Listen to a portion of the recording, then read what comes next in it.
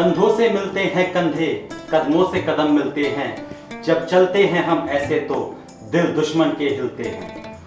किसी भी देश के लिए उसकी सेना एक अहम अंग होती है। यानी अगर किसी भी देश की सुरक्षा की बात की जाए तो वो उसकी सेना पर निर्भर करती है। और जब कोई देश किसी दूसरे देश का गुलाम हो या किसी दूसरे देश के अधीन हो, उस समय उस देश की सेना की भूमिका और अधिक बढ़ जाती है। तो दोस्तों नमस्कार, मेरा नाम आकाश राणा और भावराव देवव्रत सरस्वती विद्या मंदिर नोएडा से मैं आज आपको बताने जा रहा हूं ऐसी ही एक फौज के बारे में जिसका नाम है आजाद हिंद फौज। आजाद हिंद फौज, अगर हम आजाद हिंद फौज का नाम सुनते हैं तो सबसे पहले हमारे दिमाग में जो तस्वीर आती है वो है नेताजी सुभाष चंद्र बोस। नेताजी सुभाष चंद्र बोस। लेकिन आजाद हिंद फौज जो है उसकी स्थापना किसने की, वो कैसे शुरू हुई, उसके बारे में आज मैं कुछ आपको जानकारी देने जा रहा हूं। द्वितीय विश्व युद्ध का समय था। सन 1942 में जापान की सहायता से टोक्यो में रास बिहारी बोस जी ने भारत को अंग्रेजों से आजाद करवाने के लिए एक फौज का गठन किया। उस फौज को नाम दिया गया आजाद हिंद फौज या इंडियन नेशनल आर्मी। इस सेना में जो गठन में महत्वपूर्ण भूमिका निभाई वो थे कैप्टन मोहन सिंह, रास बिहारी बोस और निरंजन सिंह गिल। आजाद हिंद फौज की स्थापना का जो विचार था वो सबसे पहले मोहन सिंह जी के मन में आया। आरंभ में अगर हम बात करें तो इस फौज में जापान में जितने भी युद्धबंदी थे, भारतीय सैनिकों में के रूप में उन्हें भारत की आजाद हिंद फौज में शामिल किया गया। बाद में इसमें बर्मा, मलाया से स्थित भारतीय स्वयंसेवक भी भर्ती हो गए। आजाद हिंद फौज का पहला चरण जो था वो जापान और मोहन सिंह जी के बीच में कुछ मतभेद होने के कारण स्थगित हो गया या कैंसिल हो गया।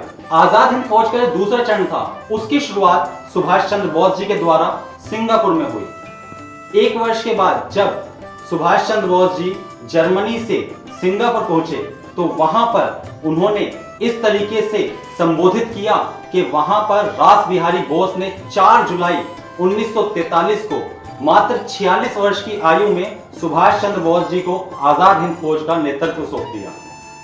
5 जुलाई 1943 को सिंगापुर के टाउन हॉल के सामने सुप्रीम कमांडर जो बने सुभाष चंद्र जी, उन्होंने सेना को संबोधित करते हुए कहा दिल्ली चलो, और इस नारे के साथ जापानी सेना के साथ मिलकर के बर्मा सहित आजाद हिंद फौज रंगून से होती हुई थल मार्ग से भारत की ओर बढ़ती हुई 18 मार्च सन 1944 में कोहिमा और इंफाल के भारतीय मैदानी क्षेत्रों में पहुंची और ब्रिटिश व कॉमनवेल्थ सेना से जमकर मोर्चा लिया।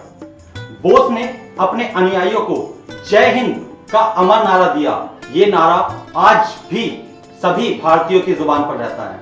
21 अक्टूबर 1943 में सुभाष चंद्र बोस ने आजाद हिंद फौज के सर्वोच्च सेनापति की हैसियत से सिंगापुर में स्वतंत्र भारत की अस्थायी सरकार, जिसे आजाद हिंद सरकार का नाम दिया गया, उसकी स्थापना की। अपनी इस सरकार के अंतर्गत राष्ट्रपति, प्रधानमंत्री और सेना के तीनों अध्यक्षों का पद नेताजी ने अकेले संभाला। इसके साथ साथ कुछ अन्य जिम्मेदारियां जैसे वित्त विभाग वो एस.सी. चटर्जी को, प्रचार विभाग एस.ए. अय्यर को तथा महिला संगठन लक्ष्मी स्वामीनाथन को सौंपा गया। नेताजी सुभाष चंद्र बोस ने सिंगापुर और रंगून में आजाद हिंद फौज का मुख्यालय बनाया। 4 फरवरी 1944 को आजाद हिंद फौज ने अंग्रेजों पर दोबारा भयंकर आक्रमण किया और कोहिमा, पल्लेल आदि कुछ भारतीय प्रदेशों को अंग्रेजों से मुक्त करा दिया। अगर आगे की बात की जाए तो 6 जुलाई 1944 को उन्होंने रंगून रेडियो स्टेशन से महात्मा गांधी जी के नाम एक प्रसारण में अपनी स्थिति स्पष्ट की और ये कहा कि आप हमें इस स्वाधीनता के संग्राम में, इस युद्ध में अपना आशीर्वाद दें। उन्होंने अपनी शुभकामनाएं मांगी और अपने संबोधन में उन्होंने कहा, हे राष्ट्रपिता, भारत की स्वाधीनता के पावन युद्ध में हम आपका आशीर्वाद और शुभकामनाएं चाहते हैं। सुभाष चंद्र बोस जी द्वारा ही गांधी जी के लिए सबसे पहले राष्ट्रपिता शब्द का प्रयोग किया गया था। इसके अतिरिक्त सुभाष चंद्र बोस ने फौज के कई ब्रिगेड बनाकर उन्हें नाम दिए, जैसे Mahatma Gandhi brigade, Abul Kalam Azad brigade, Jawaharlal Nehru brigade तथा सुभाष चंद्र बोस ब्रिगेड। सुभाष चंद्र बोस ब्रिगेड के जो सेनापति थे वह थे शाहनवाज खां। 21 मार्च 1944 को जो नारा सुभाष चंद्र बोस जी ने दिल्ली चलो का दिया, उस नारे के साथ आजाद हिंद फौज का आगमन हिंदुस्तान की धरती पर हुआ। 22 सितंबर 1944 को शहीदी दिवस मनाते हुए सुभाष चंद्र बोस ने अपने जितने भी सैनिक थे जिनकी मृत्यु हो गई थी, जो शहीद हो गए थे देश की स्वाधीनता के लिए, उनके शब्दों में कहा, हमारी मातृभूमि स्वतंत्रता की खोज में है। तुम मुझे खून दो, मैं तुम्हें आजादी दूंगा। यह स्वतंत्रता की देवी की मांग है। ये नारा उन्होंने उस समय दिया, इसीलिए उनके अनुयायी उन्हें प्रेम से नेताजी कहते थे। अब अंत में मैं आजाद हिंद फौज का जो प्रयाण गीत है उसके बारे में, कदम कदम बढ़ाए जा, खुशी के गीत गाए जा, ये जिंदगी है कौम की, तो कौम पर लुटाए जा। ये आजाद हिंद फौज का प्रयाण गीत था, जिसे हम क्विक मार्च भी कहते हैं।